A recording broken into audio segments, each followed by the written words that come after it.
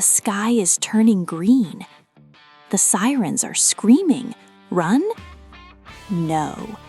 We are driving into the storm. Welcome to Tornado Alley. This isn't a normal Peterbilt. It's a weather fortress. Look at this hail. It's the size of golf balls. Bang, bang. We need armor plating to protect the engine and glass. Why do we do this? To deploy science probes into the funnel. Uh-oh, here it comes, an F4 tornado. Quick, deploy the ground anchors. We have to spike into the road. The wind is 200 miles per hour. The truck is shaking like a leaf. We are inside the bear's cage now. Just hold on.